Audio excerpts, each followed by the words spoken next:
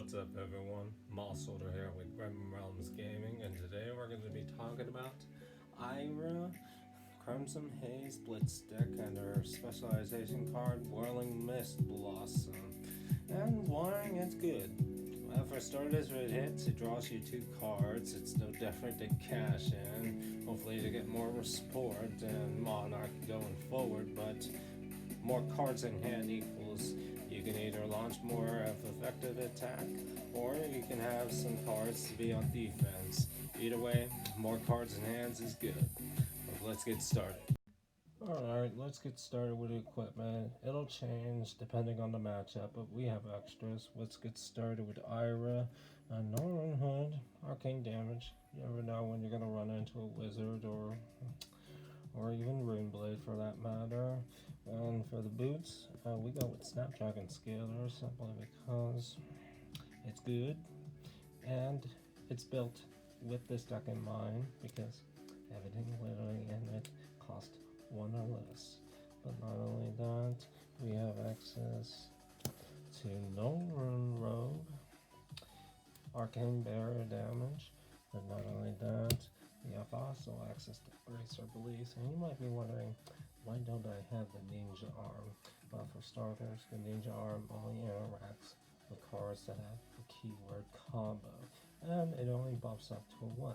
This has the potential to potentially buff more than what the Ninja Bracers do, and the usual harmonized Kodachis. Now, on the sideboard, we have access to normal gloves if we need more arcane, no run boots for a little bit more arcane, and depending on the matchup, Zephyr Needle if we know they can't be blocking too well, just to force more damage in. But anyway, let's get to the main deck. With defense reaction, starting off with Fate Foreseen, opt 1 for defense, which is ideal because the vast majority of our cards are going to have free, so that's a good number. And opt 1, it's good for setting up the next draw. We also have access to 2 cards of Flick Flack, defense 4, and buffs off the next card that has combo. That's good.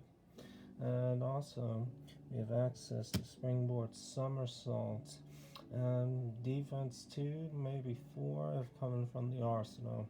Now, we're going to move on to ninja attack reactions. Ancestral Empowerment. Buffs it by 1, draws a card. That is good. We also have access to Razor Reflexes. Good for buffing our weapon attack or an attack action card and potentially giving it a go again at +3. But on to the generic action cards. We got Plunder's Run the next time. Attack action card you control hits this turn, draw a card. Played from the arsenal, it's a boost too. That's not bad. We also have a bit of arcane or keeping ourselves out of the danger zone, Donk Zone, Sigil Soulless gains 3. And last but least, we have access to 2 cards of Nimblism. The next attack action card would cost 1 or less. You play this turn game, +3, you go again. Our deck takes advantage of that fact, and we have a very low curve, and I'll show you in the next section, attacks. Alright, we're going to get started with generic attack action cards. We have 1, 2 Ravenous Rabble, and the reason why, we do not play any blue pitch cards. We got a balance of red pitch, a single cost, or yellows, which makes Ravenous Rabble good in this deck, and it has Go Again. What's not to like about that? We got 2 copies of Scar for Scar. You got less of life than your opponent, Go Again. But Scar for Scar also has access to 4 damage, which is a key part because it might force the opponent to block with 2 cards as opposed to 1, or maybe even 3 cards if we play Razor Reflexes or Ancestral Empowerment. But the next card we're going to talk about, we're going to talk about Snatch. There's 2 copies right there. It's red, hitting for 4 for 0, and if it hits, draw a card. Oftentimes, we find ourselves going double Kodachi into a single Snatch, and that's not bad for a turn. especially when the snatch, if it hits, it nets back a card that can be either used on the offense to put a lot of pressure on the opponent, depending where their life total is, or it's more defense in your hand. Anyway, let's move on to the ninja attack action cards. Alright, we're going to talk about the ninja, starting off with the specialization class Whirling Mist Blossom. If it's a second or higher chain link and it hits, draw 2 cards. That's good for filling up your hand and doing more attacks or even defense, depending on what you want to do in the situation. And gains have because of Ira's ability, because you want to play this on second or higher. And now we're going to get started with Torrent of Tempo. This hits for 4, and if it hits, go again. It only costs 1. That is good. And not only that, we got Torrent of Tempo Red, 2 of these bad boys. If it hits, gains go again. Hits for 5, and it only costs 1. That is very good resource management right there.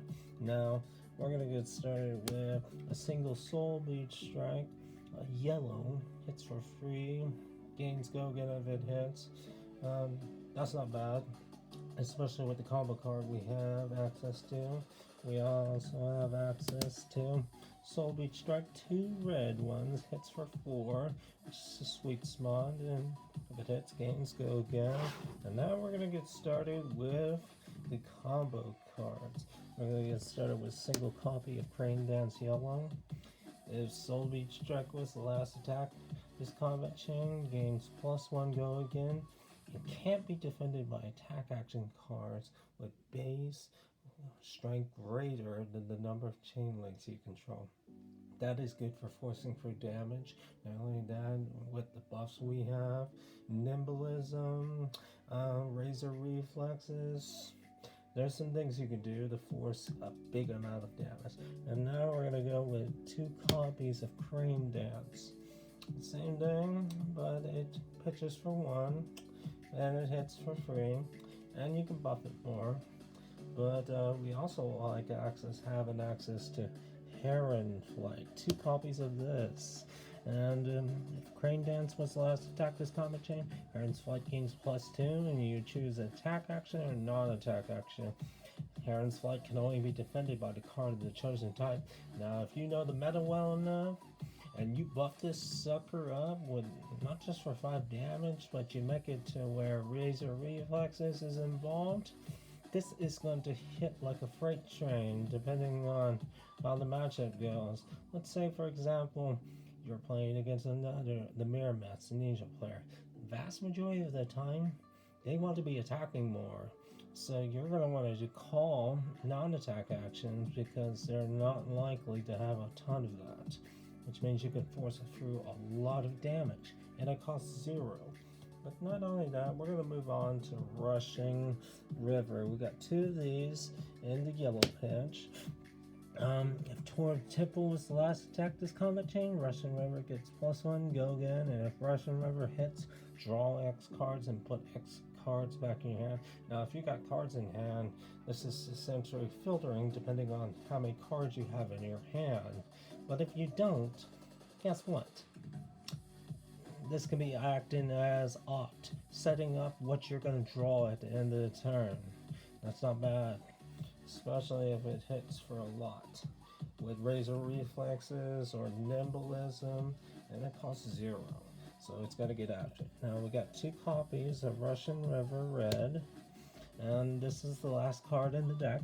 If Torrent Temple was the last attack this combat chain, Russian River gets +1, bumping it up to 4, which is the sweet spot, and it gains go again. In conjunction with Razor Reflexes, this is going to be good too. But anyway, let's move on to the combos that you can pull off with this deck. Alright, let's get started with the combo section. We have access to 1 of 2 snatches. Then we have a Ravenous Ravel. Then we have access to Whirling Mist Blossom. And we have also access to another snatch. We'll get started with pitching 1 of those snatches. Then we're going to start an attack with Ravenous Ravel. Hopefully it deals 4, maybe 3. Then phase 2, you want to reveal Plunderer's Run, which is going to set up the next turn, the next attack, Whirling Mist Blossom. If it's the second or higher chain link hit, draw 2 cards. And now this is going to trigger, especially because I played from Arsenal, Plunderer's Run, so it's hidden for 6. Now they're going to do something about this, otherwise it's going to draw 3 cards, and even if it doesn't, I can follow it up with a Snatch, with Snapdragon Scalers, giving it a go again. And it'll still draw me 2 cards, even if they block Ira Specialization, Whirling Mist Blossom, because Plunderer's Run does not count based on the next attack action card, but rather when one hits. So either Ira Specialization, Whirling Mist Blossom is going to draw me 3 cards, or Snatch could potentially draw me 2 cards. Opponent's going to have to make a difficult choice, and no doubt about it, they're going to have to start blocking, because they don't want me to draw more cards to stop their attack, or for me to put even more pressure, depending on their life total, because I could easily go into double Kodachi mode and start slicing and dicing. And this deck is built with a crap ton of cards that do not cost 2. The vast majority of it costs 0, with the exception about 90% is 0 and 10% cost 1. You're more likely to get more pressure on, no doubt about that. But anyway, let's move on to the next combo. Alright, the next combo, I will say most of the time we're not always going to have a 4-card hand because we have to block, so we're going to get rid of the top 2 cards and get them out of the equation. Alright, we're going to get started with Heron's Flight. Now, you're going to play this card, and you might be wondering what we're going to follow it up with. We're going to follow it up with Bracer Believes, because ideally, hopefully we reveal a red pitch, but if not, oh well. So you can potentially buff this up to 4 or 5 if it's a red pitch. Then you go in with the Snapdragon Scalers, and next thing you know, we're going to go in with the Crane Dance combo, simply because this is going to activate Heron's Flight, because Heron's Flight is now going to potentially be hitting for 7 damage, while the Crane Dance is going to be hitting for 4 because of Ira's ability. And depending on the opponent, if you know them well enough, the meta, what kind of style deck they're playing, then this is going to be a key situation to where you'll be like, if you're playing against Guardian, they don't have a lot of attack action cards. I mean, mostly defense cards, so you can definitely call attack action, and that can definitely prevent them from launching meaningful crush attacks, whether it's mangle or crippling blow for that matter. You're forcing them to use it if it's good enough damage, because right here you're attacking for 7 and the Crane damage is attacking for 4 because of Ira's ability, so that's 11 damage in blitz format. That's half your life total. There is no doubt in my mind the opponent is going to do something about that. I mean, that is nasty right there. But anyway, that's it for combos. Let's go. I'm looking forward to the future of 2021. Hopefully we can get more events out so I can start handing out packs in person, plus my business card. I'm in the middle of trying to get a logo going. I'm looking forward to 2021. Adios, Mall Soldier from Gremlins Gaming.